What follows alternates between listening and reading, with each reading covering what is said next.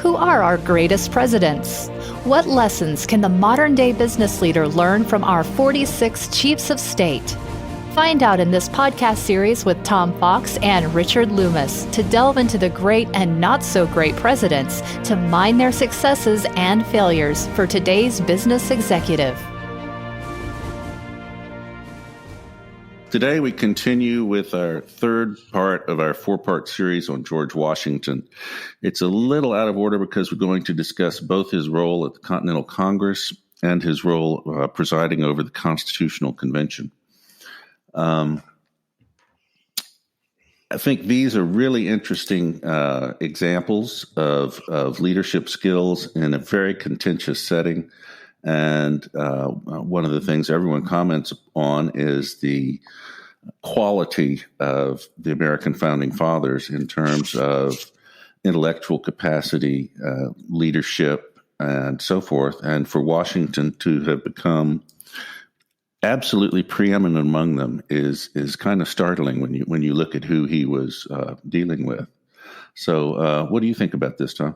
His role in the Continental Congress has always fascinated me, and you sort of foreshadowed, I think, some of the points I'm going to try and raise in our prior podcast on Washington as general, and that was image.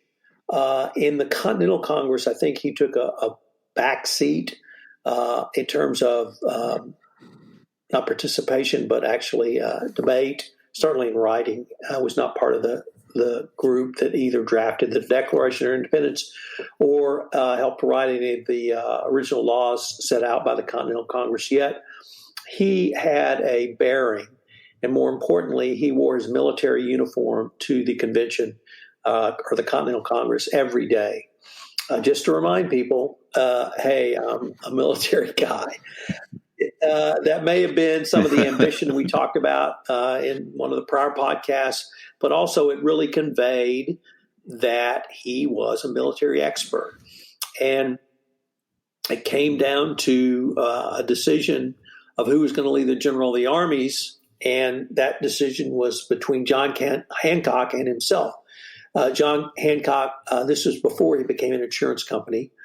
He was actually I think one of the one or two richest men in the colonies at that time around shipping. And certainly everyone remembers his signature from the Declaration of Independence, where, when you put your John Hancock down, it's become ubiquitous in our society.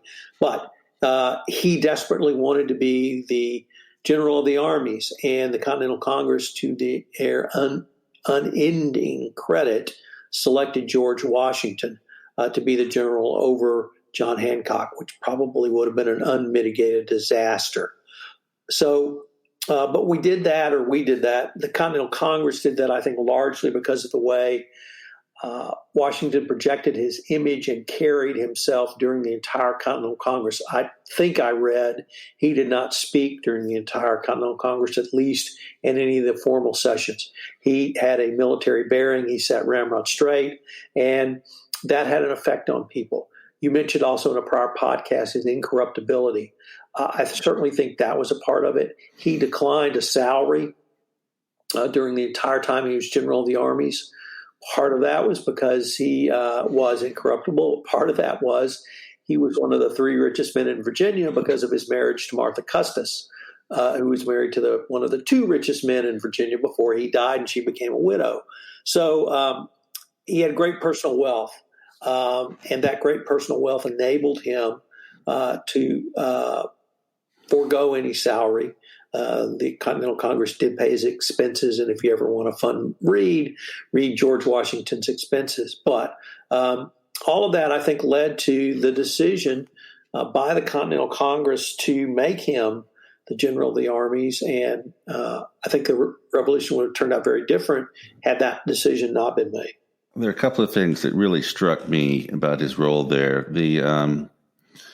I think it would be very easy, especially for men with an elementary school education, to be a little insecure about speaking and writing around the likes of Thomas Jefferson and Benjamin Franklin. But I don't think there's any evidence that that was the cause of his reticence. Rather, I think it was the image he was projecting and wanted to project. But in addition, something that we came across researching these podcasts, which I was unaware of, was I briefly mentioned the almost 20-year gap between the French and Indian War and his reappearance on the scene in the Continental Congress. But among the things he was doing all that time were reading and thinking. He was actually an extraordinarily well-read man, which was not something that you normally run across. And the other thing that constantly struck me was his willingness to cede prominence to others. In this case, for instance, Jefferson, with the Declaration and so forth. It was an acknowledgement of their superiority in a particular realm, and a willingness to subordinate himself to the greater good. And the other thing that I perhaps was not as aware of as I should have been, Richard, was during this time period between the end of the French and Indian War and the Continental Congress, Washington had been an active, I don't know if you would call him a politician, but he's certainly been active in local Virginia politics in terms of opposition to British rule. He believed the Stamp Act of 1765 was an act of oppression. He believed that, he introduced a proposal drafted by George Mason, which called on Virginians to boycott English goods. After the Continental Congress was declared, he was active in Virginia in the First Virginia Convention, and he was obviously selected as a delegate to the First Continental Congress, but he also had trained the Virginia militia, so he was practicing active military roles as well. And so he was a part of, I hate to use the word revolutionary cabal, but he was certainly part of that leadership in the Continental Congress. He emphasized, or at least worked on the part that he was the subject matter expert in, which was the military. And you're absolutely right. If I was sitting around with Jefferson and Franklin, and believe me, I wish I could at a dinner, I might be a little intimidated. Even just sitting watching Jefferson eat by himself might be a little intimidating. Nevertheless, he did secure that image. He had that image to secure the role. And then the last thing I want to bring up, and this has been, if there has been one theme throughout this podcast series that you and I have done, qualities of a great leader, it's to listen. And he really seemed to listen in the Continental Congress. And remember, this is 1774, so listening is not rocket science. It's not even something new. And he showed that by listening and reading, he could synthesize all of these concepts and make them his own, as he did when I talked about in the last podcast, his visionary leadership in terms of the war for independence and establishing a republic. He was a Republican, and he had that drive throughout the Continental Congress as well. You pointed out a couple of instances where it showed that his thought about the proper form of government was actually very well developed prior to the Continental Congress.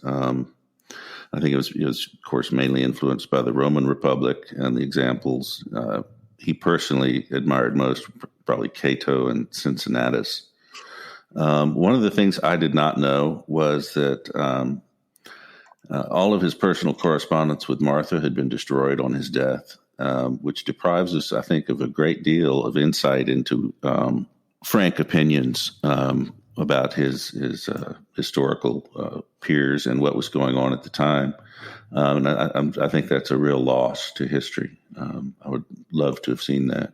But again, he was very careful to keep that private and make sure that it did not interfere with his public persona or the job that he felt that he had to do. What about his role in the Constitutional Convention? Well, here, Richard, I thought his clarion call for a strong union. The Constitutional Convention, of course, came after the Articles of Confederation. Certainly today, you and I recognize the Articles of Confederation as not something that worked. I'm not sure it was a disaster, but it certainly led to a second constitutional convention. And Washington was one of the leaders in the call for a strong union, a strong federal government. We'll see some examples of that when he becomes president. But I think simply his bearing and his stature from being general of the Army and resigning in the way he did, going back to Mount Vernon, yet being recalled to national service, I was struck once again that he did accede to the call.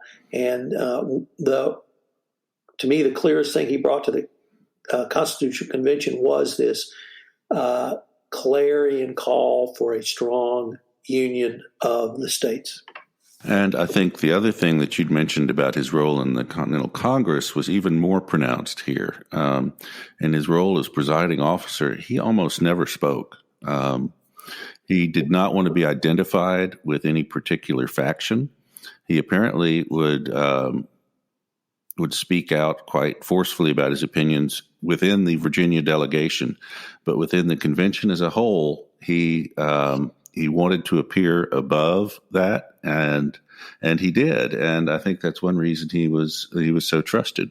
And his appearance at the convention itself, many felt induced rather reluctant states to send delegates at a time when it was not clear if the Constitutional Convention was actually a legal body. So he really had a great personal reputation throughout the colonies, and sometimes his presence alone was enough to garner goodwill in a place that many others were not able to do it. And I think part of that was his willingness. Well, part of it is what we've talked about, his reputation. He was very careful about guarding it in all aspects of his life, but especially with respect to the old-fashioned concept of honor and morality and duty. His reputation throughout his life for all those was absolutely spotless. So, Richard, I guess from both of these two deliberative bodies, we've seen a style of leadership. Obviously, he was not Ben Franklin or Thomas Jefferson or James Madison or any of those greater orators or greater writers. Yet, the leadership skills he brought to bear for both of these deliberative bodies, I think, helped form the basis of the American Constitution and the American experiment and the American experience. So it shows that leadership can not only have many different forms, but also can manifest itself in many different ways some 230 years later. Well, and in our next podcast on George Washington, I think we're going to cover that in more detail, because the Constitution is famously vague on a lot of things, and his role as first president, a lot of it got fleshed out basically by his personal example, and it's been followed ever since, which is a shameless plug for our next episode. So for now, this is Richard Lummis and Tom Fox. This is Tom Fox again. Thank you for listening to this episode of Presidential Leadership.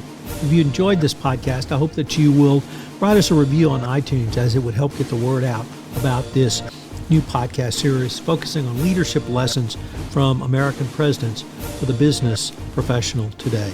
This podcast is a special production of the Compliance Podcast Network.